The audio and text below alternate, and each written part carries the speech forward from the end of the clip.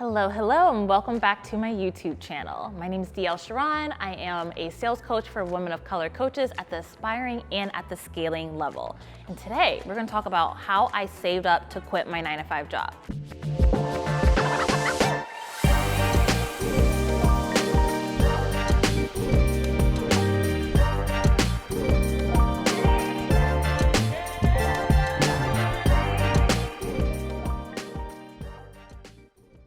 Did you know that you can save to quit your 9-to-5 job? It doesn't have to be this thing you jump in. It doesn't have to be this risky thing, or you don't have to, what do they say, jump off a cliff. It doesn't have to be anything like that.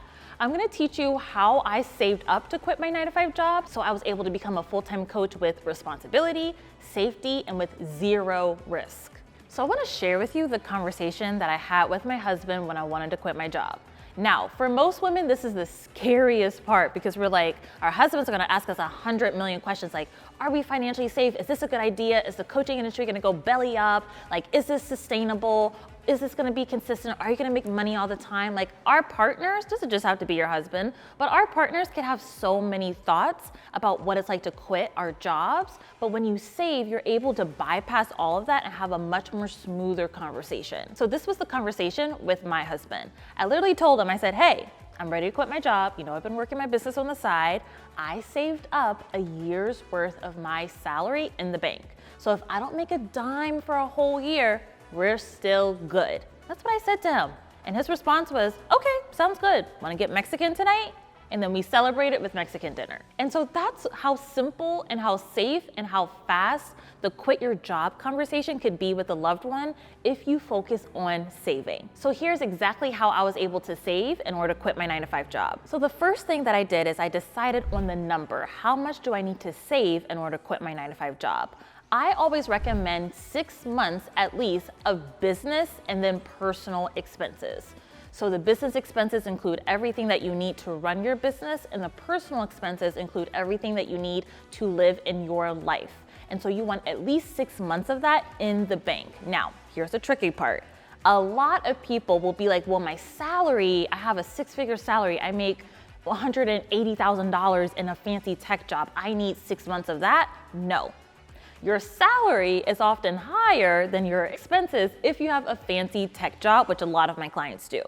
And so you have to look at your actual expenses, like how much do you actually spend on a personal level and a business level. You wanna add that number up, and then that is what you wanna save in the bank. I decided to just do a year of my personal expenses because I barely had any business expenses because my business was so simple and so lean. So once I discovered what that number was, I then decided that I was gonna live off of my 9-to-5 income, not spend my business income while I was making sales, and I was gonna save all of my sales into the savings fund.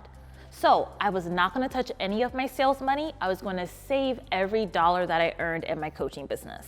This allowed me to work really quickly and save up really, really fast. One of the biggest mistakes that I see coaches make is they have their 9-to-5 income and then they start making sales in their coaching business too, and then they start spending the coaching business income when you were doing just fine off of your 9-to-5 salary.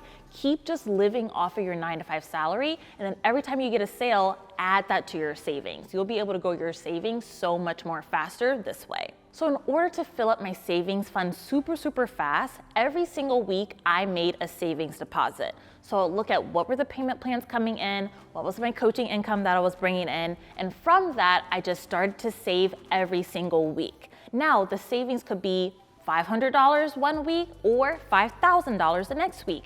It would always fluctuate, but I made a point that every Friday, it was like kind of like my Friday payday where I was paying to my future self to being able to quit my 9-to-5 job.